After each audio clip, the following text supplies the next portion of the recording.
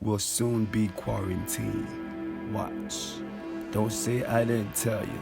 I told you that in my first video. Well, that was more like a trailer, and a lot of people got scared. They said I was spreading fear out there.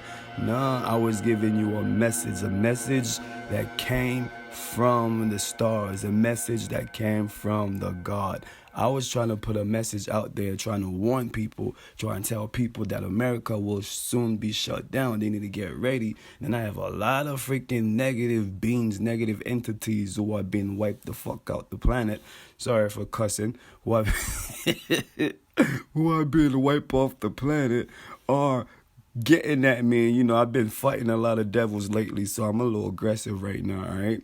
So they started to doubt me, all right? The coronavirus is just a cover-up for the largest military intelligence operation the world has ever known. The plan is to totally shut down the entire globe, make massive arrests, removing evil in governments, bankers, global elites, Hollywoods, and sports stars, all right? We are here. Let's go!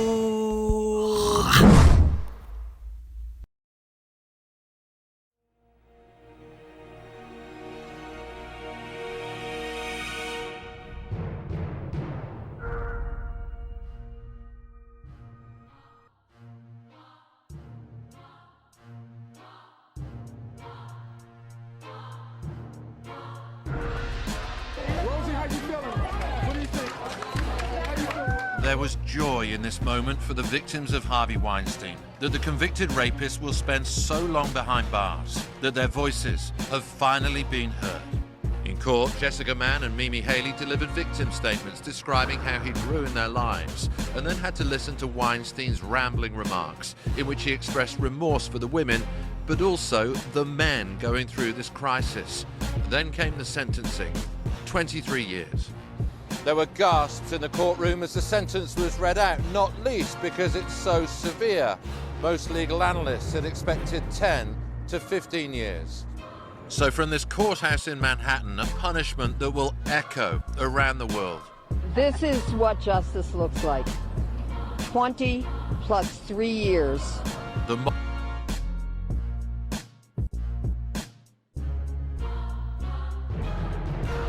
For one of Hollywood's most beloved couples. Tom Hanks revealing he and his wife, actress Rita Wilson, have tested positive for the virus. As Hanks prepared to film a new movie in Australia, they both began experiencing symptoms. We felt a bit tired, like we had colds and some body aches. Rita had some chills that came and went. Slight fevers, too, Hanks wrote in an Instagram post. To play things right, as is needed in the world right now, we were tested for the coronavirus and were found to be positive. Adding, the medical officials have protocols that must be followed. We, Hanks, will be tested, observed, and isolated for as long as public health and safety requires. Ending with optimism and a call to action. Not much more to it than a one-day-at-a-time approach, no? We'll keep the world posted and updated. Take care of yourselves. I just got off the phone with them. Overnight, the couple's son, Chet, speaking out on Instagram. I appreciate everyone's concern and the well wishes, but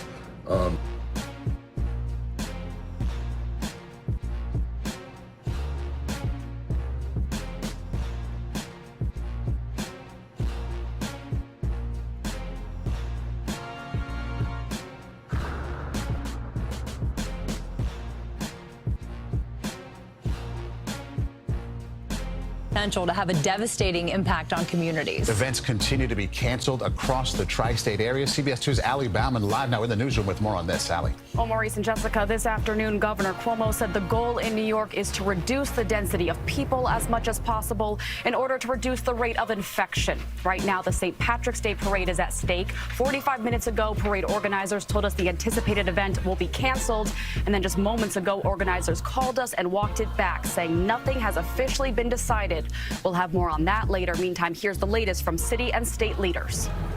After taking calls at the city's coronavirus 311 center Wednesday, Mayor de Blasio went to City Hall for a roundtable about the outbreak. We have a long, tough battle ahead. The health commissioner says this outbreak could last in the city through September. Our goal is to be smart about the public health needs of the city, but also keep the city running. With 216 positive cases of coronavirus in New York State as of this afternoon, Governor Cuomo says federal testing capacity is far below the demand. We're going to start contracting with private labs in the state to increase our testing capacity. The Department of Health routinely works with about 28 labs, which are expert in this kind of testing and virology. In order to further the social distancing directive and reduce the density of people downstate, the governor is ordering all state and city universities of New York, SUNY and CUNY schools, to start closing their campuses March 19th and move classes online for the rest of the semester.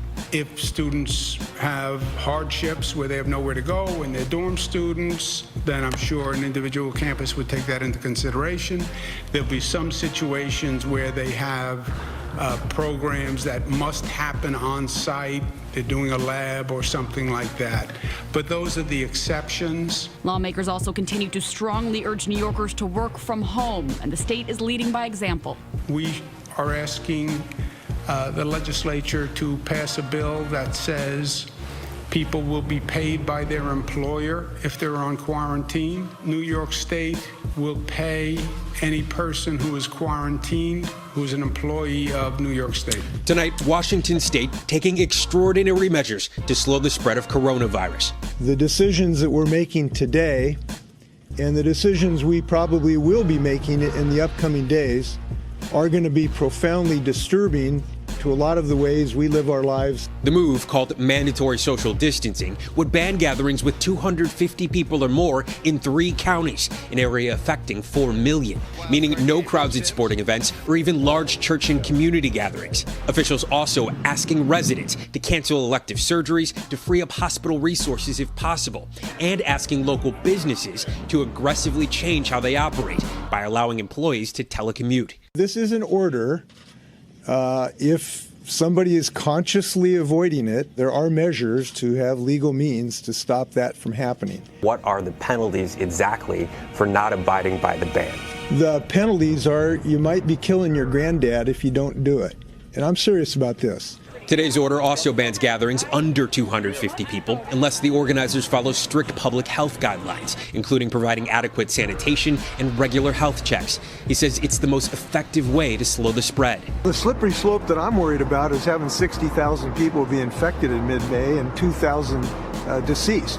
Colleges throughout the state have already canceled classes. Tonight, Seattle Public Schools announcing closures through the end of the month. I think probably it's almost too late. Aggressive measures at the epicenter of the U.S. coronavirus outbreak.